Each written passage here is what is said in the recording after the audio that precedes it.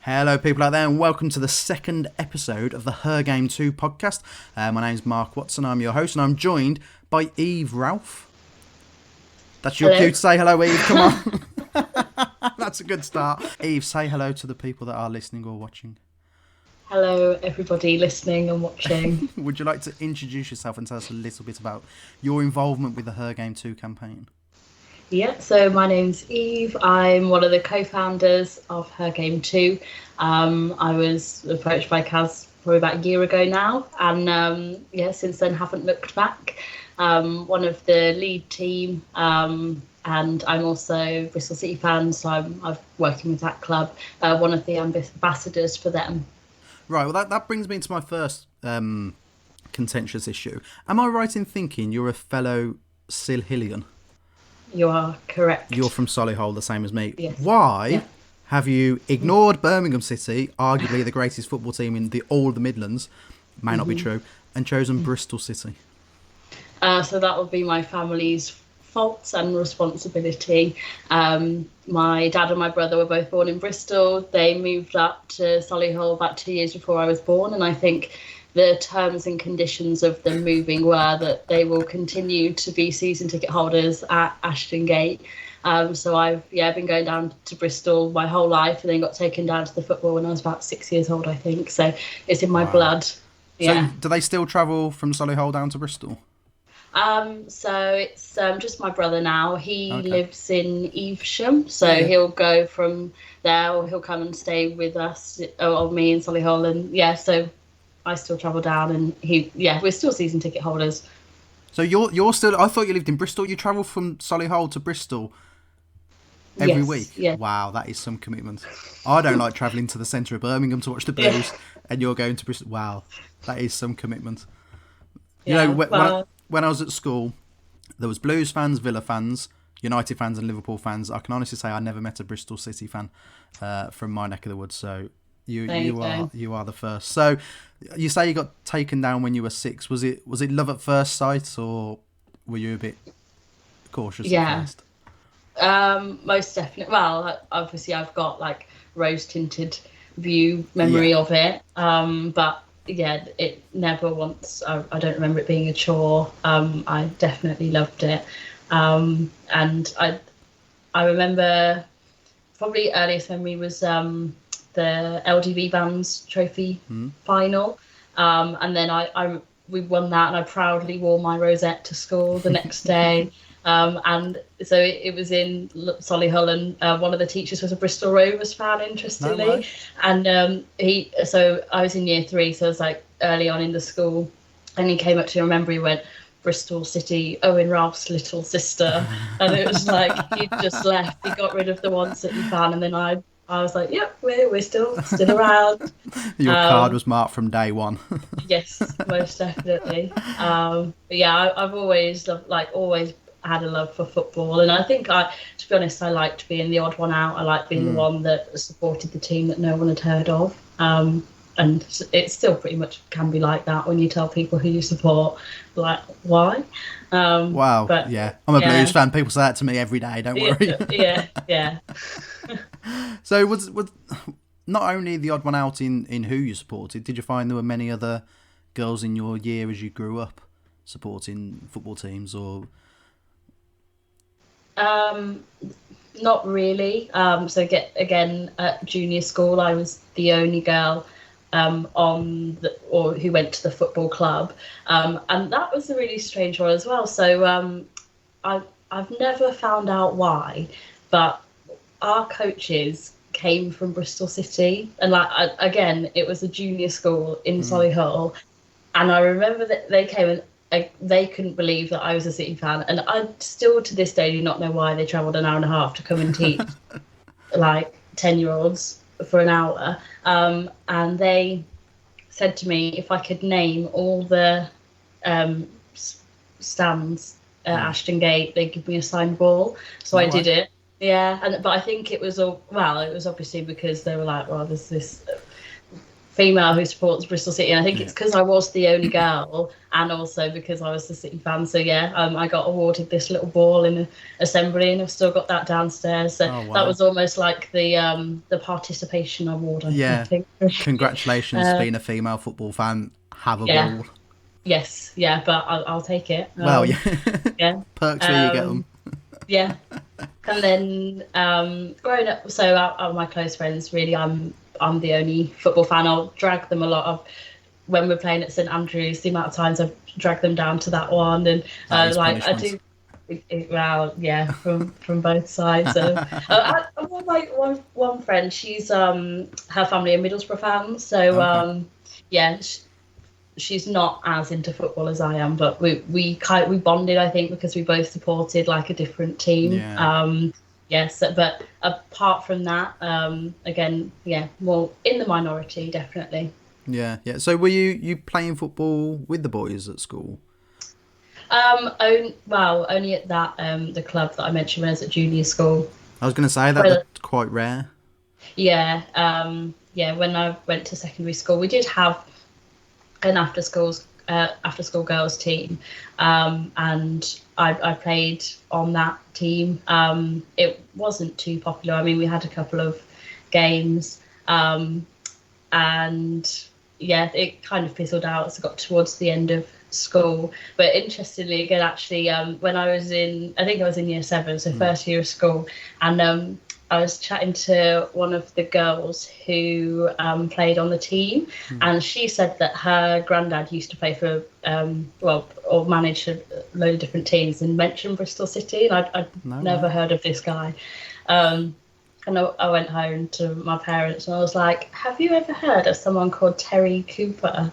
Oh, no way. And yeah, and they were like, yeah, like one of the biggest Yeah. legends at Yeah. Bristol City. And I was like, oh yeah, so his granddaughter is on the football team with me. And they were like, what? So then I was educated about what Terry Cooper did for the club. Yeah. But yeah, and so that was at secondary school, and then again at college there wasn't too many people on the team, so we had a few games, but it was always trying to get people to come and join us because it wasn't the most popular. I remember at a secondary school, a girl, Laura, led this campaign from about year 8 for girls to be allowed to wear trousers, and that was revolutionary. Girls didn't have to wear skirts, and she won as well. Then after that, she set her sights on a women's football team, the girls' football team. She made waves in the school, so yeah, good for her. But I don't think we ever had a fully established girls' team. I don't know if those times have changed, but the good thing about her game too is, I said this to Kaz on the last episode, you scroll through that Twitter feed and it's all grassroots football, get the young girls into football, which as an outsider looking in and someone with a daughter, I can only thank you for, you and the girls. I think it's fantastic, and the work that you do with school kids and grassroots is fantastic. Like, I can't speak highly enough of it. So you obviously came on board with you're one of the OG 12, aren't you, that did the video, as I've now decided to christen you. What's your role in Her Game 2 these days? So I think we all do a bit of everything, and it's all about prioritizing what is most important at the time. We have hundreds of emails that we try and get through, and some things do get lost, unfortunately, but we just need a gentle nudge, and yeah, so that a lot of the time we're just trying to link with more professional clubs, more grassroots clubs, having those conversations, and then once we make that partnership, we then try and find the suitable people who can then be the liaison between the club and the campaign.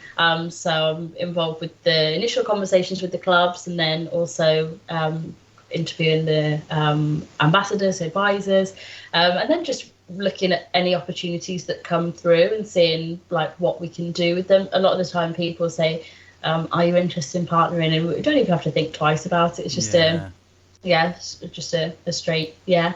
I'm trying to increase our our partnerships, our representation in Scotland. So we've got a couple of clubs up there. Yes. But trying to. We've had lots of conversations with clubs, but it's just getting them over the line. But yeah, we all put a little bit in, and I think my time is usually at like the late hours, like 11 o'clock, 12 o'clock. I'll be the one replying to emails there, but people think, who is this person? Like, they're not asleep. But yeah, so I'm also well, predominantly my background was football coach, so I'm like really keen about looking at it from that aspect as well, and supporting coaches and seeing what we can do with grassroots teams. But the group that we've got now, it's evolving daily, so it's there's always support, always lots of ideas. If you ever need anything, just pop a message in the group, and you just straight away people are really keen to help, so that's been so helpful. So you mentioned Scotland. A little birdie told me that you're responsible for getting Hearts on board. Yes. Hearts are my father-in-law's team. No way. Him and my mother-in-law got married there a couple of years ago at the ground. Wow. Yeah. So next time we go, I'm expecting to see her game too. Posters all around and billboards and whatnot. Was it hard to break into Scotland? Did they? I mean, the internet's global, isn't it? But you're predominantly focused on England. Were they aware of the campaign before you came to them? It didn't seem hard. So I've reached out to the Scottish clubs pretty much quite early on. I remember it being like August time, and Hearts were amazing straight away. They set up the call and they were really keen to get involved. As far as I'm aware, they weren't aware of the campaign, but we've been doing some work with the Scottish Football Supporters Association, and they've been amazing as well. So we've done some research with them, focusing more on safety of female fans trying to get to and from the grounds. That research was done ages and ages ago, but there was a little bit of a hold up. So we were going to use that research to then help try and get more clubs in. It hasn't gone quite to plan, but I just think it will just be another conversation to have probably now, looking at the next season, because I don't think clubs will be getting ready to wind down, should we say. Yeah. Anne Budge, I think, is the chairman of Hearts, isn't she? Yes. She's a fantastic one. We had a little chat to her on the wedding day. And yeah, I think Hearts are quite a progressive Scottish team, so that they were a good choice to go with. Who's the other Scottish team you've got? Montrose. So I think they're championship. Is there any plans to go to take over Europe? Like, are you starting a European charge, or? As far as I'm aware, we haven't approached anyone yet. But definitely we'd love to. I mean, we've got partnerships with a club in Republic of Ireland. We've had, I'm sure it's like a Maltese Supporters Association, reach out to us. So the dream is to go global, but I think at the moment we do want to prioritise like the clubs here, try and tick them off.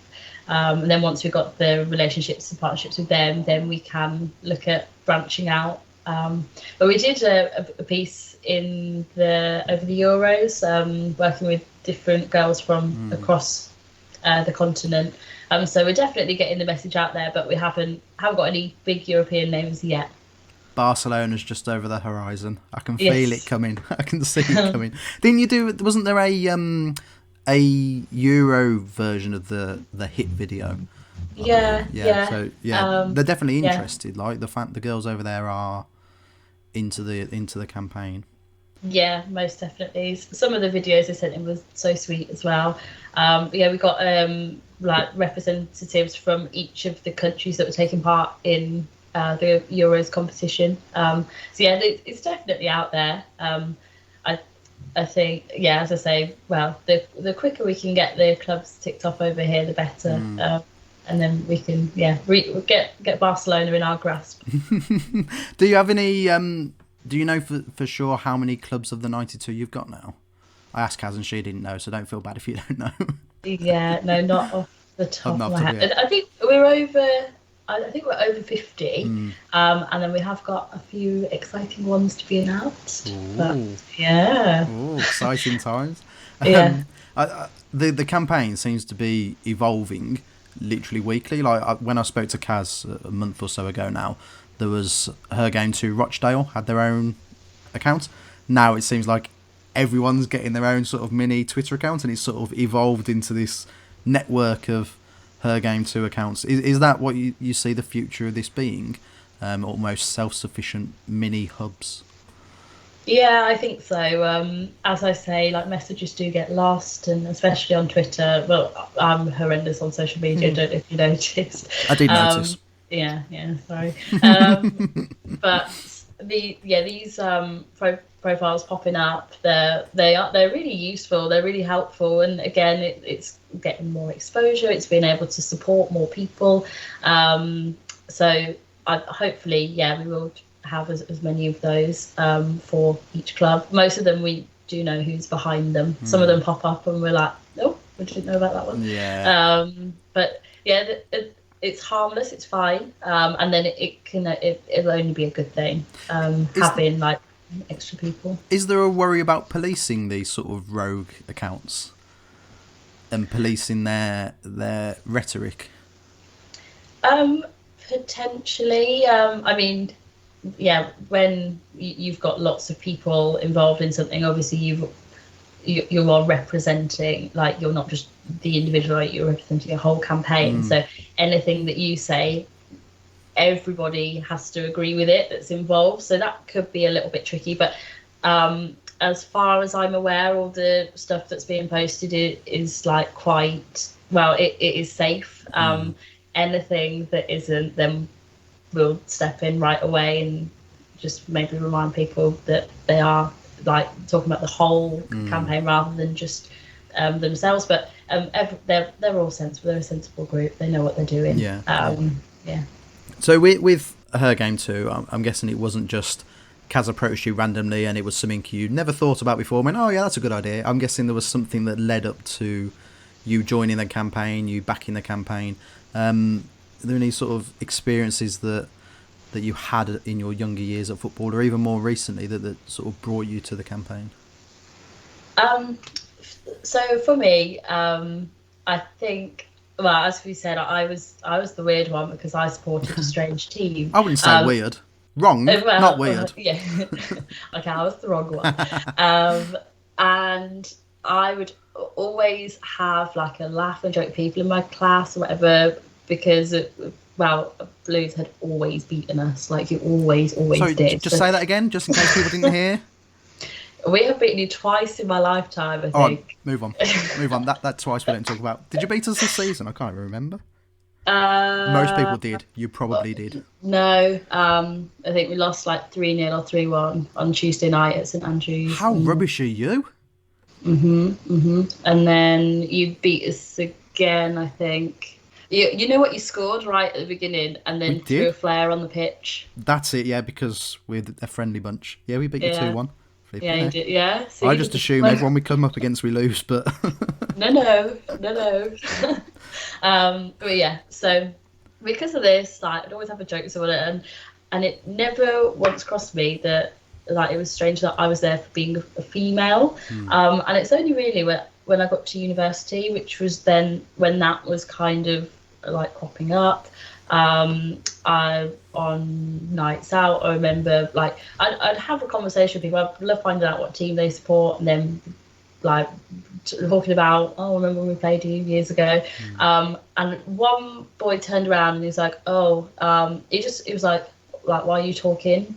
You're a girl, you can't know anything about football. And I was like, oh, okay. Like, and that never even crossed my mind. And then I went to, I think it was a Euros game, and I was in the pub and had like my St George's flag on. And then one boy came up to me and was like, if you're so much of a football fan, name your starting 11 for England. Oh my God. I know, and you kind of push it off, and then you're like, wait, if I was a bloke, like, there's no way that you would have come up and said that. I've had another time when it was just before Villa were in the playoff final, Unfortunately. and we were talking to a group of Villa fans, and then another group they overheard that we were talking, and they were like, "Get your Bristol titties out!" Oh, for God's sake! And all the gestures and everything.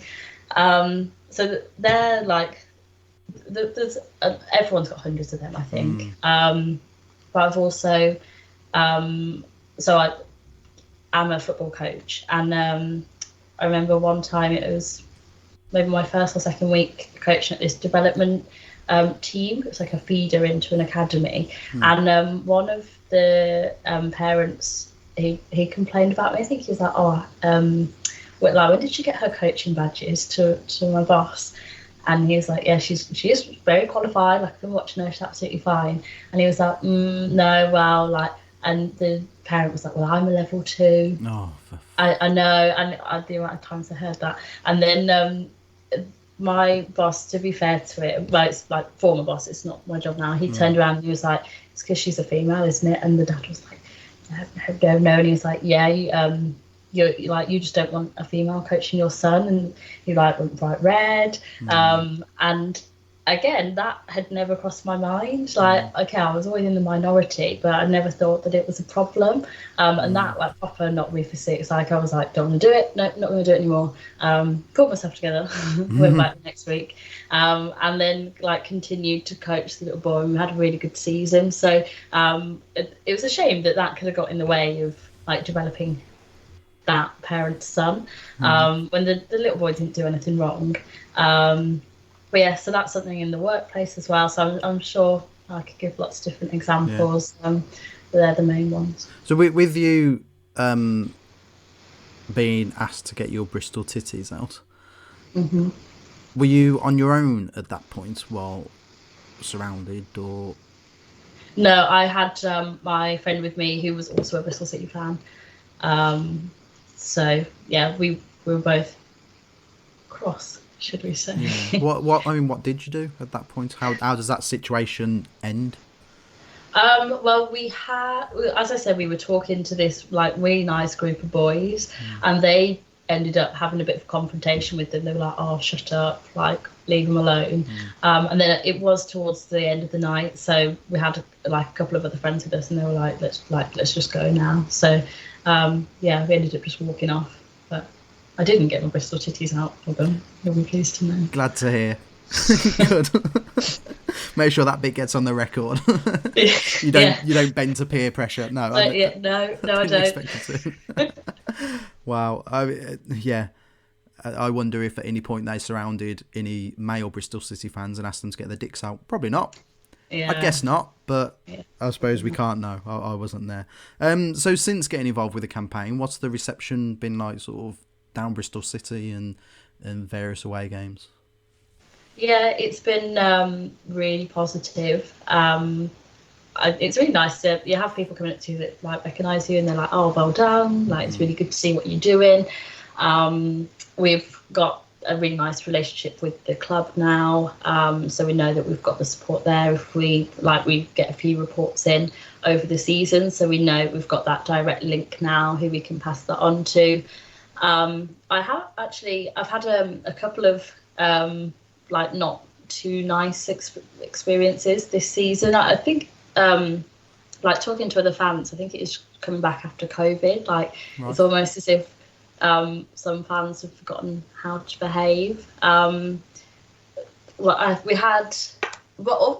a mixture of that. Like, both experiences that I've had, it's been at sellout games. So there's one at Fulham and one at Swansea. And I think, like, credit to the stewards and the police where it's due, but I just think on this particular occasion at Swansea, it really wasn't dealt with very well. Right. And like right from the off, we were like treated like it was the 1980s. And in what way? What sort of stuff?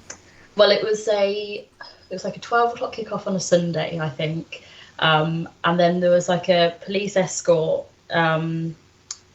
Like I don't know where it came from, but there was also an issue with tickets. There was a ticket or postal issue in Bristol. Therefore, all the tickets have been sent to Swansea. So we're in the ticket office, and the game's kicked off, and there's people that have like been drinking since 7 o'clock. They're getting frustrated, and you can understand why they're frustrated. But then also, I don't condone being abusive or whatever. Yeah. So we didn't get our tickets till about, well, it might have been like 5-10 minutes in. Then went round, and again, you're like caged in. Like, I'm not sure why they still do this, but they like shepherd you in. It doesn't feel very open. Yeah. And I think then a steward asked me how old I was so that he'd search me. Right. So I told her, and then she was like, "Oh, you look 12." And this is a female steward, and I was furious. Yeah. I was like, if you think that, you just don't have to say it, do you? Yeah. But yeah, I had nothing to say to that, and then went through, and then because we were late, I think everyone had like just been shepherded in, and the stewards wanted. Oh no! At first they were like sit anywhere, so we were right by the segregation, right by the home fans, and you can imagine there was just a bit to and fro in. Then at half time, I think I went to go to the toilet and left my brother there. And when I came back, the steward tried checking my ticket, and he was like, "Oh no, you're not sitting here." And I was like, "Well, I was." Like, you told me to sit here earlier. And but I had a big group behind me, and they'd been split up from their pals as well. So I think in the end we managed to encourage them to go through. But it just wasn't very good planning. And then the whole atmosphere that whole game, it really wasn't very pleasant. But a few people got carried away because they're goading each other. But I mean, it was Swansea, Bristol City. What do you expect? But I think, sometimes I think they're expecting the trouble, so people kind of play up to it. It was one of them. It was a few months ago now. I'm over it, but it wasn't the best experience. But again, didn't have a good experience, and now we've got the connections. We're working with Swansea, working with Bristol City, so we're able to share that with them. And then hopefully next season it won't be as bad. So what sort of feedback do you give? Just basically tell that story and say, sort it out. It's good to get to have people there and being able to explain the issues, because we had I was at a Coventry City fan-led forum, words to that effect, and the I can't remember his name, he was called Dave, I think he was chairman of Coventry City, or so he was very high up, but he'd come and taken time out of his day to come to this meeting, and some of the females there said that on a match day, because the men's toilet's so busy, some of the men are going to the females' toilets. And this Dave was absolutely horrified, and he was like, "We're going to stop that right away." But no one had told him. No one had actually told the club, so obviously they can't do anything about it. So as soon as they were able to share that with him, I haven't spoken to them since that, but I'm 99% sure that they've put something in place. So it's really important to have people there, season ticket holders, people who go away, just to be able to share their story and let them know when things aren't going great. But then on the other hand, it's good to hear when things are going well as well. And then what works well, and just how we can make the experience a little bit better. So that's interesting then. As you say, the chairman wasn't even aware this was happening. You wonder how many people are sort of suffering in silence at things that probably seem trivial to some people, which is probably why they don't get brought up in the first place. But if you can't even go for a wee in your own toilet, I mean, it's such a basic requirement. And I dare say, or I would hope, those women's toilets have specific products in them as well. It's that. I mean, I'm putting words into your mouth and words into a woman's mouth, but I would assume it's an element of privacy that should just be fundamental human rights. Yeah, most definitely. Well, it seems like an easy fix, that one, because they just shouldn't be going in it. But as we say, you can't fix it until you know that there's a problem there. But that was just one example of something. Like as soon as he heard the problem, he was like, right, yeah, we'll fix that. So yeah, it was positive. Yeah, I dare say that bloke has never ever ventured onto the terraces to watch a game. He's probably sat in his corporate box wherever he is watching it. He's not going to have any idea of these things going on. So unless you make these people aware, they're not going to know. But luckily, there is a way people can be made aware, isn't there, Eve? Via the Her Game 2 reporting system. Yes, correct. So a lot of clubs have got the reporting system set up anyway. But yeah, in case they haven't, we have got our form on our website that people can report any issues that they might come across on a match day. I like to think these podcasts are my way of giving Kaz extra work because she moans that she's too busy, and I just want to pile it on as much as possible. See if I can make her crack. Yeah. Talking of Kaz cracking, she's had a bit of backlash at Rovers. Obviously, this whole episode is about you, Eve, and your experiences. But I think it would be amiss to not mention these anti-Her Game 2 stickers and the anti-Kaz graffiti. Upon seeing, for those that don't know, a photo appeared on social media of some stickers that said, was it "Say No to Her Game 2" or something daft like that, and then the logo with the cross through it, and then something about "Say No to Kaz" or whatever appeared on social media that we sort of assumed was written at the Memorial Stadium, Rovers ground. But Kaz and her friends couldn't find it anyway. What were your thoughts upon seeing that? Yeah, well, the graffiti. I mean that it's just a step too far, isn't it? It was directing hate at an individual, and that it's not legal. It's not okay. It's really hard to understand why people, well, even the stickers, like people have spent their own money. That is a lot of time and effort. Yeah, I know. Tell us where you get the stickers from. We need. Yeah, it's bizarre how much effort has gone into that, and I feel that if this campaign isn't fit for you, like you can be a decent human being, and you might not be interested in all the girls going to football or everything that's going on. That's absolutely fine. Like, mute the hashtag if you have to, mute the block, mute everything, mute me, whatever you need to do. I think that's fine, and that's not harming anyone. And we don't want to ram this down anyone's throat. But when you're doing something anti, it's sexist, it's cruel. That's when it's a step too far. I think what was refreshing to see was how many people just thought it was an absolute joke. Even like people who might not be our biggest supporters, for them to come out and voice it and be like, what are these doing? It was good to hear. But that was a really hard one to take. I think over the last weekend with the graffiti, that it was just so bad.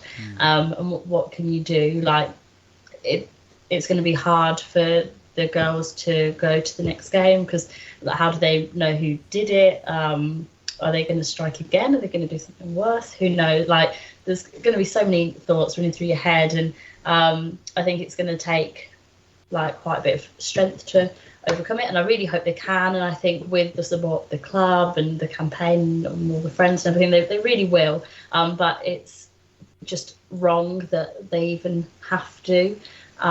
We really don't want to be harming anyone with this campaign. As far as I'm aware, we're not. We're not going around directing things at individuals, or just trying to make the whole experience a bit of a better, more inclusive, encouraging place. And this was it was not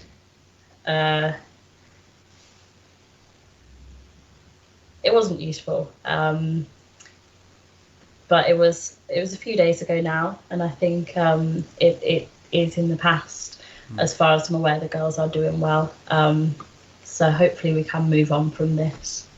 I'll just read what Kaz put on Facebook. I asked her if I could before. I'm not just exposing her private life. Yesterday was an incredible day. It was amazing to see so many young girls coming to watch the women play at the Mem, and I was pleased for our girls and to be able to play at the Mem in front of a singing crowd. However, I regret going on social media to see this. And then she put a photo of the stickers and graffiti. There was an incident a while ago where someone had made anti-Her Game 2 stickers, which the club didn't tolerate, and made a statement on it. This made the misogynists even more angry and are now calling themselves freedom fighters. Yeah, ridiculous. Then they did this yesterday. I have no words for how this made me feel, and mentally I'm in a bad way. I haven't really slept at all. I'm trying to make a positive change for women and girls across the UK, and whilst I understand I'm going to get backlash from it, seeing this from fans of the club I support is painful.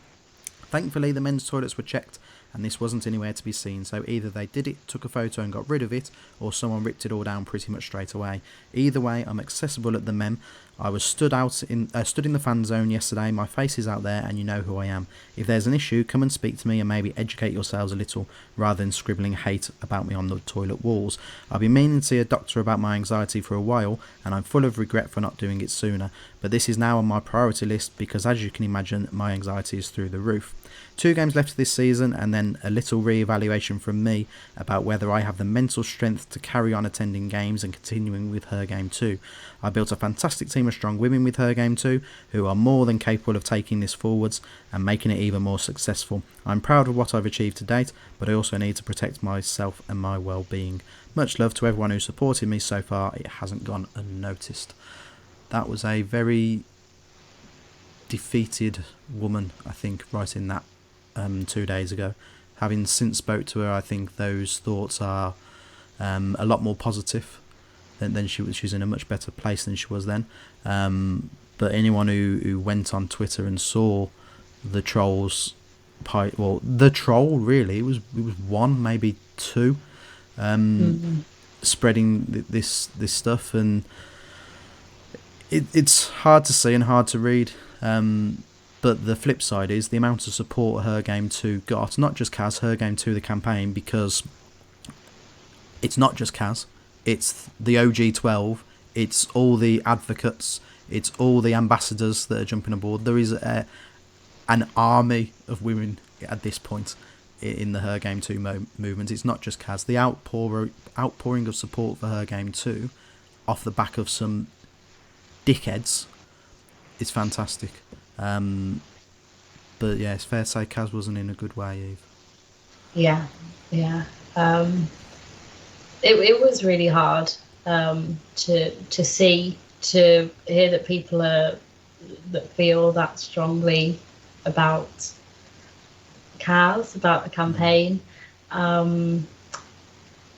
mean, like, all the people that are doing it, they are anonymous. That's the problem. So, that's the problem with social media. Yeah. These morons stay anonymous. They are loud and proud in their anonymity, thinking they're untouchable. And as Kaz quite rightly said there, herself and you girls as well, who are all at these games, don't know who's writing these posts, don't know who you stood next to. I'm not suggesting you're about to get jumped on at any point, but it's got to be daunting. Yeah, it's like our own real life Gossip Girl, isn't it? Have you ever seen it? I haven't, no.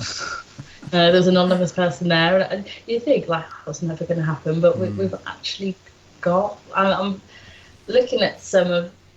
I think we both know the profile that we're talking about. I've invited him to come on here and chat, and he can stay anonymous if he wants, but we'll have a lovely chat. He's chosen not to, but I'm certainly not going to read out his profile name. Yeah. But the tweets, they're quite intelligent words. Like, this person looks like they're fairly well educated. I'm guessing they're an older person. It's bizarre, and as you said, we voiced our opinion. Give us yours. Like, tell us what the problem is, 100%. and then we can have a conversation and see things from each other's point of view. But as I say, if you're not bothered about it, just you don't have to read it, do you? You don't have to look at it. I mean, with the incident with the stickers, the one a couple of weeks ago, I don't know how, but I accidentally archived the Her Game 2 WhatsApp chat, so I didn't get any notifications, and I didn't realise for about 24 hours. So I did think something was up, but I think I got sent the picture by someone else, and I was really annoyed by it, but then that was it, and I thought, oh, I'm not going to tell the girls because they haven't seen. Yeah, and then I got tagged in the message and I couldn't find it, and then I realised what I'd done. Like, I'm really not good with technology, and I had archived this chat and I had hundreds of messages to go back to, and I just saw the impact that this had on every single one in that group, and I think that proves like how much social media really can dictate your mood. And so I was kind of blissfully aware, and it had happened, but then I was kind of seeing it like in hindsight. But then, so yeah, I was absolutely hopeless that weekend, so I did wonder why they hadn't spoken about it, but then realised what I'd done. But this time, when I'd seen the graffiti stuff on Saturday, it proper just knocks you back. And again, it was positive to see how many people were against it and just infuriated by it. I don't know how many statements Bristol Rovers can do, because I mean, they did one last time. Can it, like, will it have the same impact if they do it again? Probably not. So maybe you need to look at a different way to deal with it. I think they dealt with the last incident like perfectly, to be honest. I think that was a huge statement. But obviously there's still problems. I really hope that this will be the last one, just to make life easier for the girls there. But we can only do what we can. We'll just support them where we can as well. Absolutely. Like you say, if you don't like it, mute it, block it. You don't have to comment on it. You don't have to go on your computer, design a sticker, print a sticker, go to the shop, get some special sticker paper, go and get some pens that can write on walls, go to the stadium, write on a wall, put the stickers up, take the photo. But that is a lot of effort. I don't think there's anything I care that much about in this world that I would go to that much effort for. No, like, me neither. There are things I don't like, but I'm not making stickers about them. I know, Come on. yeah, that's it. People you don't get on with, but you just just ignore them, don't you? So yeah, it's a tricky one, but what do they say? You're doing something right when you've got people who are against you. Or Exactly, something. it's something along those lines. Yeah, exactly. I don't know what more to say about them, so let's not. But at Bristol Rovers, actually, we'll say one more quick thing about Kaz's tormentors. Did you see the post about her singing an anti-Bristol City song? As a Bristol City fan, plastic Bristol City fan, because you're from the Midlands, as a Bristol City fan, are you offended by Kaz singing anti-Bristol City songs? No, I'm not. No. Does it detract from the message of Her Game 2 if you girls start singing football songs? No, I don't think it is. It does. I've like had a long conversation with other people, because when I first saw it, I thought, like, that is absolutely outrageous. I think also, I'm sure she's quite open about it, that her parents support, one supports Bristol City and one supports Bristol Rovers. Right, yeah. So when she's singing anti-Bristol City songs, that doesn't mean that she hates. She's picturing her dad at the same time. Yeah, you know what I mean. Yeah. Yeah. So I think some people just get so carried away with taking things so literally. Probably. Because where's the line? Like we'd say that we don't want to suck all the fun out of going to football. There's some chants that really are inappropriate. which I won't join in with. Yeah. So yeah, if they can be minimalised, that would be good. But to me, that isn't offending me, because I'm good friends with Kaz.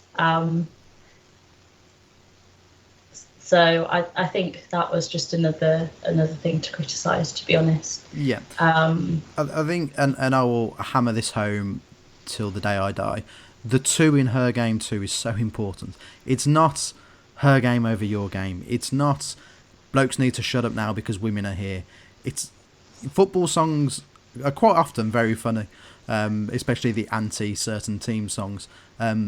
It's not the way I see it, it's not that you girls are saying, can you please stop that now because we're precious and we're girls. It's, we know the words too, we're getting involved. We're Bristol City fans too, we're getting involved and stuff the Rovers. Like, it's not, please don't sing these nasty words around us. It's not a pity party. These podcasts aren't a pity party. You're not all damsels in distress, for God's sake. It's her game too, as well, included. That's the whole point of it. And I think that I think people see what they want to see, and people focus on the first two words of her game too, and not the final one. No, I agree. But yeah. Well, and like, so Kaz, she'd be the first to acknowledge how supportive Bristol City have been to the campaign as well. Like when they had the dedicated weekend, like she was absolutely loving it. Like, okay, she didn't go, she wasn't dressed in red from head to toe, but like everyone's grateful for every single team that signs up. And as a football fan, you're going to have rival teams, aren't you? It's part of being the part of the parcel being the football fan. So that it comes with the game. Absolutely. What came after the game, the last Bristol Rovers game, was a women's match, wasn't there, against Forest Green Rovers, which 2,240 fans stayed behind after the men's game to watch the Gas Girls, as they're called. Were you at that by any chance? Did you cross the border to go to that? No, I wasn't. No. Really not. Apparently, it was a roaring success. But I would just like to read something from Bristol 24/7, which was an online article I saw. The game was a double header with a corresponding men's fixture, with around 2,000 fans staying to watch their second 90 minutes of the day. A good number encouraged by alcohol being allowed to be taken into the stands. I read that and I thought, what you've tried to do here, mate, is write a pro women's football article. What you've actually done is said the only reason they stayed is because of the booze. Thoughts on that?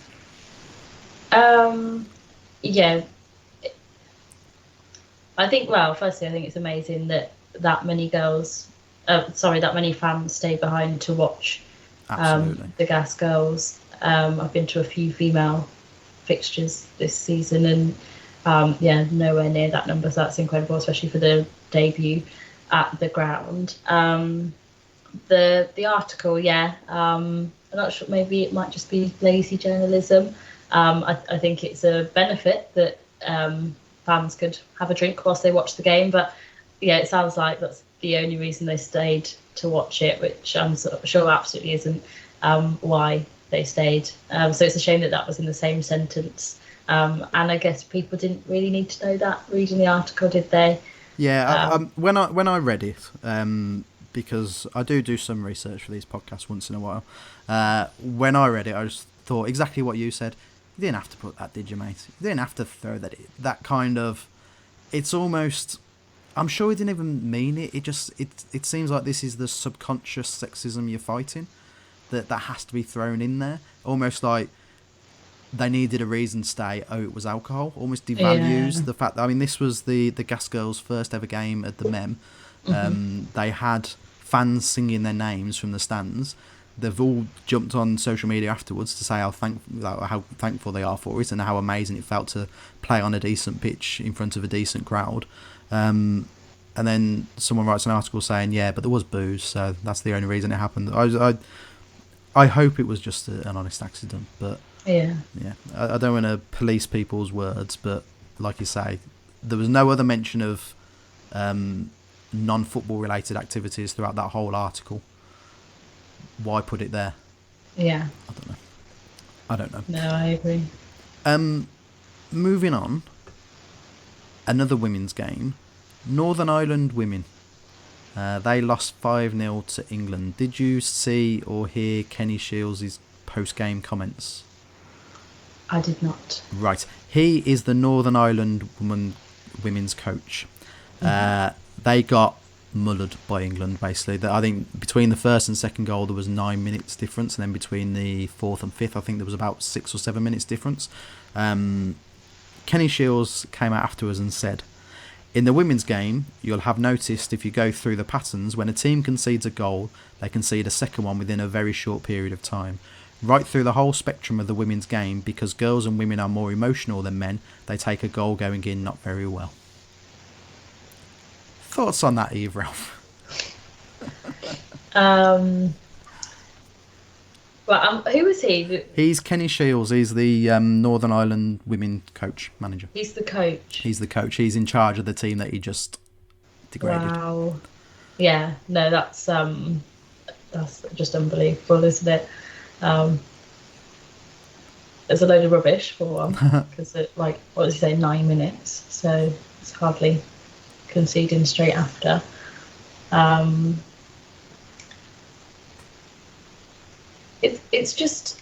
It's how people perceive the female football game to be different to the men's one, and it really isn't.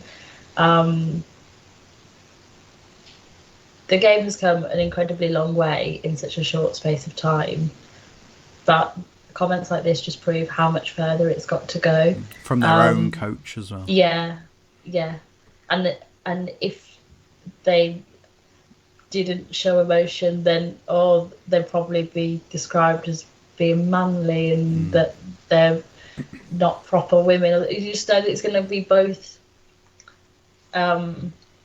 Whatever they did would be wrong. And then what happens when the men's teams, they concede straight after, what's that down to? It's outrageous. And I don't know if we got any backlash as being coach. Backlash would be an understatement. Okay. The likes of Ian Wright absolutely slaughtered him afterwards. Okay. He has come out and since apologised, but you are going to do that when one of the greatest England strikers rips you apart on social media, and various others. But yeah, it's fair to say it wasn't very well received, and I think he may have learned to watch his own language in future. As far as I'm aware, he's still in charge though, which I actually find surprising. I don't wish to take money off anyone's table, but if making that comment, that's such a flippant, rolled off the tongue, thoughtless comment. You think, are you holding these views in your day-to-day life when you're taking coaching on the pitch? When mental health is a massive issue in football, men's, women's, children's, all games of football. If one of those players were to come to you with an issue, are you going to completely disregard that because they've got breasts? Yeah. That's current team. Yeah, so he's still in charge of that. I find that worrying. He's a lovely boy to still be in a job, isn't he? Yeah, I think so. Yeah, and maybe I'm making a mountain out of a molehill. I don't know, but it wasn't the most intelligent comment to make, especially since not to talk about Blues too much, but we have had this thing. We scored at Villa Park, and it was 9 minutes in dreamland, because straight away we conceded 9 minutes later, and then we ended up losing that game. Is no one going to mention that? Is that not because the men are so fragile that they couldn't manage holding a lead at Villa Park? And then you see it all the time in the women's game. There was that woman who scored the perfect hat-trick of own goals. And it was all, and I mean, you know what, if that happened in the men's game, that would be all over as well. But every little mistake in women's football is put out there going, they want to be paid the same as men. They want to be respected like men. One of our most famous goals is when a Villa player threw it back to their keeper and it went under his foot and went in the net. But is that because he's a man, or is that because people are inherently flawed? Yeah, that's it. It's like the female players and pundits and coaches, they can't make one wrong move, can they? Because they'll just get a torrent of abuse on social media. And as you say, people say, they just want to be paid the same as us. They don't. I haven't heard that argument in years and years, and like like the argument is there that the advertising rights aren't there for the women's game yet at the moment. So then not one player is coming out asking for the same amount of money. Just let them play their game without having to prove why they have to be there, and without getting these insensitive comments from the one from the coach. That's just like unforgivable, I think. But just throwaway comments off social media, like they're just not helpful. The game is progressing, but just little things like that will just slow it down. And again, having to prove why you're there, they just want to enjoy it. So yeah, it has got a long way to go. I love that. That is a Twitter clip waiting to be posted. Just let them play the game. It is so true. Just let them crack on. And this equal pay myth thing, a lot of that comes from America, and the American players, where the women's game is arguably bigger. Because the men weren't all that interested until recently, when the sponsorships went up. And I mean, yes, they had like Trevor Francis went there and stuff in the old MLS. Or whatever it was called back then. But it's only recently the men have decided to actually care.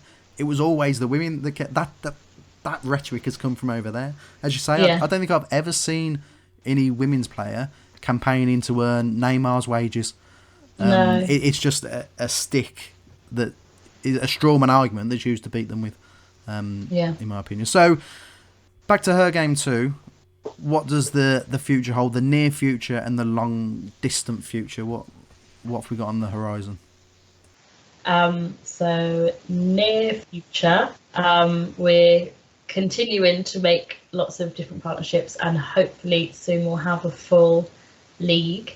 And then, like, the dream would be to get all Barcelona. all four leagues in England first, and then maybe we'll reach out to Barcelona. But yeah, the more clubs we can work with, the better, and then to continue to build those relationships, and to find new things that we can do with them, implement them, see what's working well with other clubs, and try and see what the clubs we're working with want, whether it's to get more females in or to support them more, or whatever. So that's probably short term. We are also looking at creating an education programme. So that will go in schools, and like primary schools all the way up to secondary. We've done a couple of bits already, working like mainly over Zoom. I did one a couple of weeks ago with the all boys schools. That was really interesting. Okay. So they were doing about stereotypes, and they were really open and welcoming to the whole campaign. So that was really good. But to continue to work with as many of them as we can. I think that's when we'll reach out to a lot of the CCOs linked with the football clubs, because they've obviously got the links with the communities. So they're the people that we want to be working with. And yep, we want to continue to work with people like the different match day experience. So whether that be making sure that the transport's safe, the pubs and clubs are safe on match day as well. Continuing to share stories of people involved in football, fans, players, coaches, managers. Just increase the amount of girls and ladies that are involved. We want to reach out, not just girls. If there's older ladies who want to get involved going to the football, who haven't been for a number of years, and we want to try and increase that as well. And then work with clubs across the globe, and then hopefully be able to support girls. And as you mentioned with America, like, they're going to have different issues, because it is perceived more of a female sport, so we want to see what we can do there. That will probably be more about increasing the opportunities for girls, trying to get more in play, and maybe who have different barriers to participation. We have had a conversation with a charity who work with girls and women in Africa, Northern Africa. So again, we'll be looking at different issues there. So it'll be all about tailoring what our aims are for the different countries, and just trying to support as many people as we can. Keep getting mentioned in Parliament. Yeah, I'll be all right. It's fantastic. As I say, I can't speak highly enough of the campaign, highly enough of you, Eve, and all the other girls involved. Twitter is a cesspit in general. I scroll through my timeline and it's arguing, it's politics, it's depressing at times. So every now and again, I'll refresh my aura by scrolling through the Her Game 2 feed, and it is all, look at this good thing that happened. Look at this good thing. Look at these people enjoying themselves. Look at this change in the world that's happening, and it's fantastic. And please do keep it up. And it sounds like you're going global sooner rather than later. Mm-hmm. Hopefully. Thank you so much for your support. It means the world. But yeah, we just want to keep focusing on the positive. Obviously, we can support people when we need to, when they are experiencing the sexism, but football is incredible, isn't it? It just affords people so many opportunities, and we just want to be able to share that with as many people as we can. Absolutely. Share, not take over. That's the point. Absolutely. So, hergame2.co.uk is it, I believe? Yeah. I hope so. I hope I haven't got that wrong. That would be embarrassing, wouldn't it? A good way to end. hergame2.co.uk for all more information on Hergame2, at Hergame2 on Twitter. You've also got a Facebook account, which is easy to find. Believe it or not, it's Hergame2. And the reporting systems on there too. And also, if your club has signed up to the Hergame2 project, campaign rather than project, they should have their own reporting system. There should be posters around the ground, shouldn't there, for ways and means of getting in touch. But it just falls to me to thank you very, very much, Eve, for taking time out of your day. I know you're a very, very busy woman. Thank you for taking time to speak to a moron with a microphone. And that's it. Thank you very much. This has been Her Game 2 podcast episode 2, and we'll see you next time with a new guest. Bye-bye.